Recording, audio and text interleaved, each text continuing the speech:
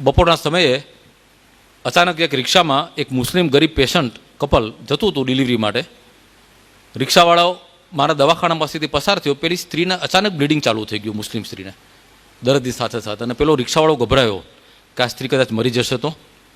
એ જતો તો general hospital, municipal LG hospital તરફ, પણ એ ગભરાયો ને એટલે રિક્ષાવાળાએ મારું બોર્ડ જોયું દવાખાનાનું, એટલે બંને જણાને ધક્કા મારી નીચે ઉતારી દીધા કે જલ્દી ઉતરો ઉતરો, મારી રિક્ષામાં કંઈક થઈ જશે. એમ કરી એ ભાડું લેવા લીધા વગર ભાગી ગયો. હવે મારા દવાખાનાના ઝાપા પાસે આ ઢગલો થઈને બાઈ પડી. એટલે મારા સ્ટાફના બેને કીધું કે સાહેબ મરી જશે આ બાઈ તાત્કાલિક. મેં તો લઈ લો ટેબલ ઉપર, કારણ કે આવી ઇમરજન્સીમાં પૈસાનો વિચાર ના કરાય, માનવતાનો વિચાર કરાય. એને મેં લીધી. પેલાને કીધું કે ભાઈ તારી પાસે થોડું ઘણું તો છે ને, કારણ કે હું ટ્રીટમેન્ટ ચાલુ કરીશ. મને ખબર છે કે આ એક એવી સ્થિતિ છે કે જે મિનિટે હું કેસ હાથમાં લઈશ એટલે ખર્ચનું ચક્કર ચાલુ થઈ જશે, આગની જ્વાળાની જેમ પૈસા ભરખાઈ જશે. દવાઓ મને કે સાહેબ 1500 રૂપિયા છે મારી પાસે. મેં તો ચાલશે, 1500 રૂપિયામાં તો મારો દવાનો ખર્ચ તો નીકળી જશે. એમ કરીને મેં કેસ હાથમાં લીધો. અને ઉપરવાળો કદાચ મારી કસોટી કરવા ધારતો હશે. એ સ્ત્રીની સ્થિતિ એટલી નાજુક થઈ ગઈ કે મારે 3-4 બાટલા લોહી મંગાવવું પડ્યું, તાત્કાલિક એનેસ્થેટિસ્ટને બોલાવવા પડ્યા, ઓપરેશન કરવું પડ્યું, સિઝેરિયન, એનું બાળક અને બેનો જીવ બચાવવો પડ્યો. ખાલી મારો ખર્ચો ગણો ને, એનેસ્થેટિસ્ટ ખાલી 4000 રૂપિયા લઈ ગયો. 4500 રૂપિયાની દવા થઈ, 2-3 હજાર રૂપિયાના બ્લડ બોટલ્સ થયા. મારો રહેવાનો ખર્ચો જુદો, ઓપરેશન થિયેટરમાં જે મશીનો વપરાય, એના જે મોંઘા વાયક્રિલના દોરા વપરાય, એ બધાનો ખર્ચો ગણીને હું હિસાબ માંડવા બેઠો તો 20000 રૂપિયા થયા. 7 દિવસ ત્યારે હું રાખતો હતો પેશન્ટને. હવે તો 3 દિવસમાં રજા આપીએ છીએ. જ્યારે રજા આપવાનો સમય થયો ત્યારે પેલો એનો પતિ આવ્યો મારી પાસે. મેં તો ભાઈ તારે જે આપવું એ આપ, મારો ખર્ચો ગણું તો 20000 છે. મને કે સાહેબ બપોરને તો પહેલે બોલ દિયા હતા, અમારે પાસ ખાલી 1500 રૂપિયા હે.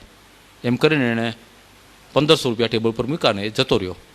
એની પાછળ પેલા બચ્ચાને લઈ એની બેબી પણ બહાર આવીને મેં જોયું કે બિચારી, મેં ટાંકા કાઢ્યા હતા પણ આમ દુખતા હોય, તાજા ડ્રેસિંગ, એટલે બેવડી વળીને બાળકને હાથમાં લઈને નીકળતી હતી. મને દયા આવી ગઈ. એના વરને મેં પાછો બોલાવ્યો. મેં તો કેવી રીતે જશો? તો કે સાહેબ પેદલ જાયેંગે. મેં તો લે આ 20 રૂપિયા પાછા, તું રિક્ષામાં જજે. એટલે મને મળ્યા 1480 રૂપિયા. હું પણ માણસ છું, ભલે દયાનો ભાવ રાખીએ છીએ, પણ મનમાં તો ચક્રો ચાલતા હોય. એટલે ગયા પછી હું છત તરફ જોઈને ભગવાનને ઠપકો આપવા માંડ્યો કે ભગવાન આવું શું કામ કર્યું? આ રિક્ષાને મારા દવાખાના પાસેથી જ પસાર થવાનું સૂઝ્યું? અમદાવાદમાં આટલા બધા ગાયનેકોલોજીસ્ટ છે, ક્યાંક બીજા દવાખાના પાસેથી પસાર કરવી હતી ને. કારણ વગર મને શું કામ 20000 રૂપિયાના ખાડામાં ઉતાર્યો? 20000 રૂપિયા માઇનસ 1480 કેટલા થાય? ગણિતના સાહેબ બેઠા છે. મારું ગણિત બહુ કાચું છે. હું મારે ગમે ત્યારે મારા ગણિતના શિક્ષકો ઉપર ફોજદારી કેસ કરવો છે કે મને ગણિત કેમ શીખવાડ્યું નહીં. બરાબર? એટલે હું ભગવાન સાથે રિસર્ચ ઝઘડવા બેઠો કે ઘોડા અગર ઘાસ સે દોસ્તી કરેગા તો ખાએગા ક્યાં. આ એક પેશન્ટ મને ઠીક છે, ચલો ચલાવ્યું, પણ હવે આવા બીજા પેશન્ટ ના મોકલતો. અને સેજ તો દયા ખા, આ પૈસા મફત આવે છે, કારણ વગર મને ખાડો પીડો, આવું શા માટે કર્યું? તારી કંઈ ફરજ નથી આ જોવાની.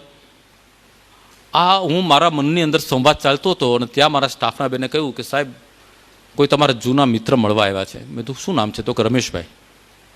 મેં તો રમેશભાઈ તો મને હમણાં કોઈ યાદ આવતું નથી મારા મિત્ર હોય. હા, 15-17 વર્ષ પહેલાં એક મિત્ર હતા રમેશ પટેલ, મારું જૂનું દવાખાનું હતું ત્યાં એની નાનકડી દુકાન હતી વોલપેપરની. મને કહા એવું જ કહે છે. તો બધું મોકલો એને. મારા મિત્ર હતા એ, બરાબર. એ આવ્યા, અમે બંને ભેટી પડ્યા. મેં તો અરે રમેશભાઈ તમે ક્યાંથી? અને તમારો તો રંગઢંગ બદલાઈ ગયા. તો હા સાહેબ, આપણે એક દુકાન હતી, એમાંથી 4 મોટા શોરૂમ કર્યા છે અને ભગવાનની દયાથી ખૂબ કમાયો છું. કે અહીંથી પસાર થતો હતો BMW કાર લઈને, તો તમારું બોર્ડ જોયું તો એમ થયું કે સાહેબને મળતો જાઉં. મેં તો આવો બેસો. બેઠા. ત્યારે અમે જ્યારે મિત્રો હતા ત્યારે હું લખતો નહોતો.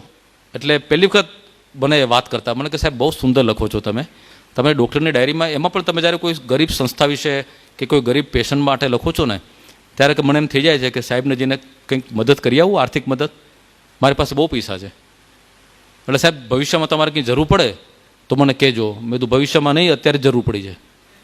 અત્યારે જ હું ખોટ ખાઈને બેઠેલો છું. બોલ કેટલા આપે છે?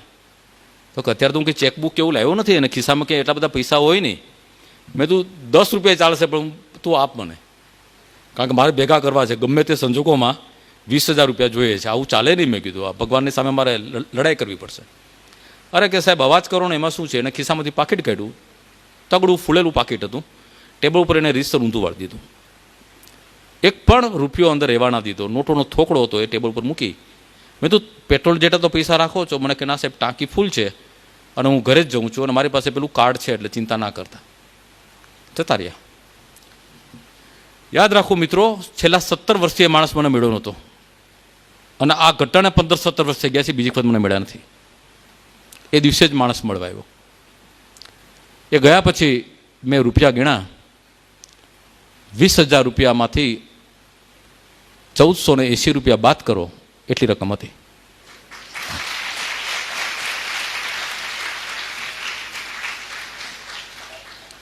ફરી વખત હું ચોધાના આંસુ રડી પડ્યો, ખૂબ રડવું એવું. કોને કહું?